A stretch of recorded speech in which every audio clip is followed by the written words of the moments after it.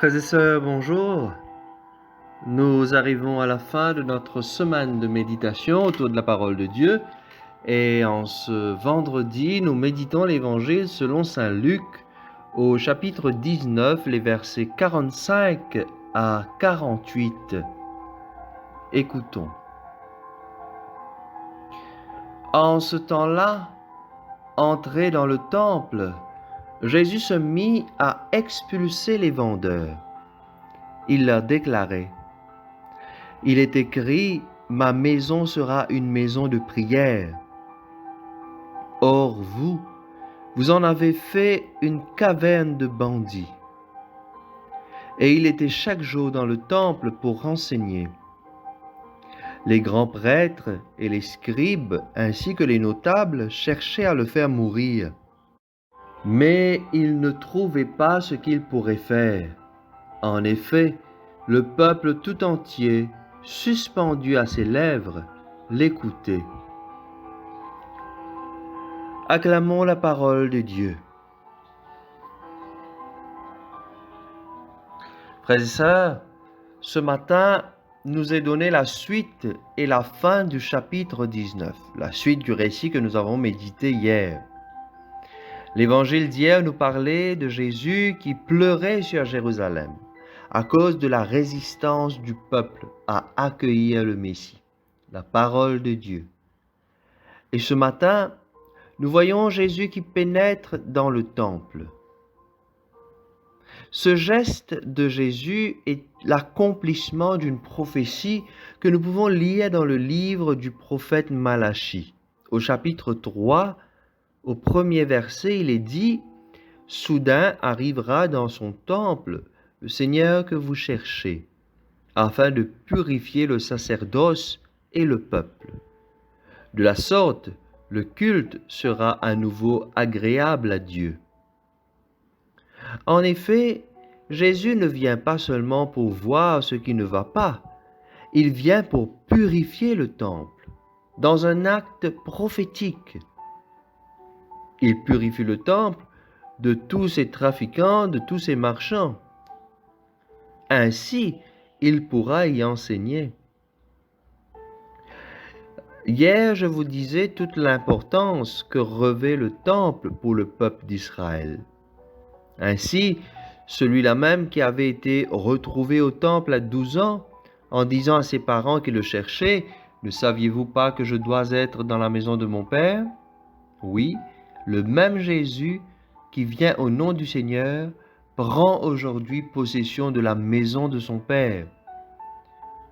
Pour purifier cette demeure de Dieu, Jésus se met à chasser les vendeurs qui proposent sur l'esplanade du temple des animaux destinés au sacrifice. Tout le monde sait bien qu'un tel commerce est nécessaire pour la célébration du culte et des sacrifices. Mais cela aurait pu se faire n'importe où, que ce soit en ville ou ailleurs. Mais ce qui agace Jésus, c'est principalement le fait que sur l'esplanade, le commerce particulièrement fructueux est aux mains de la famille du grand prêtre. Il accuse de fait les autorités religieuses d'avoir perverti la destination même de la maison de son Père et oublie qu'on ne peut pas servir à la fois Dieu et l'argent.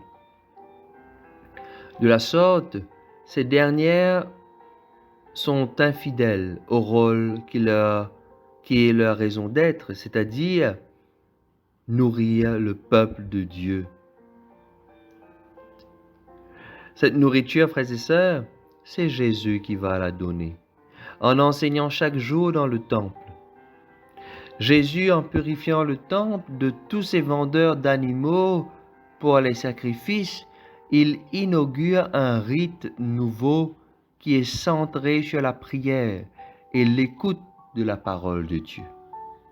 En effet, le peuple entier suspendu à ses lèvres l'écoutait, nous dit l'Évangile.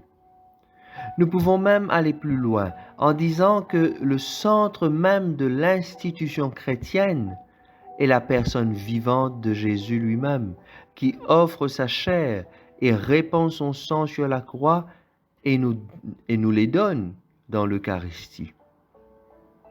Ainsi, il n'y a plus besoin de vendeurs de bœufs ou d'agneaux pour les sacrifices, car désormais, les gens n'iront plus au temple pour immoler des victimes, mais pour recevoir Jésus, le véritable agneau immolé. Oui, c'est lui le véritable agneau immolé pour nous, et il l'a fait une fois pour toutes. En ce faisant, il unit nos vies à la sienne. Déjà, Jésus prépare ses disciples et tous ceux qui vont se mettre à sa suite à la réalité pascale.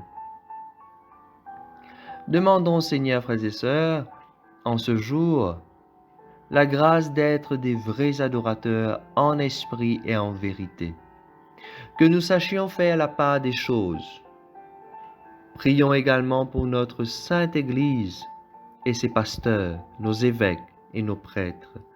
Ils sont souvent tiraillés entre les besoins très concrets et légitimes de faire tourner les diocèses et les paroisses, d'assurer les salaires, les projets communautaires, les tournées en brousse, les secours, la caritas, et en même temps la nécessité de nourrir le peuple de Dieu par la parole et les sacrements. Que le Seigneur nous accorde ce don du discernement, afin que nous n'oublions jamais ce qui est prioritaire. Qu'il accorde à tous les fidèles le don de l'engagement, afin que chacun puisse prendre sa part de responsabilité au sein de sa communauté, de son pays, de sa paroisse, de la société. Amen. Frères et sœurs, je vous souhaite à vous toutes et à vous tous un excellent week-end.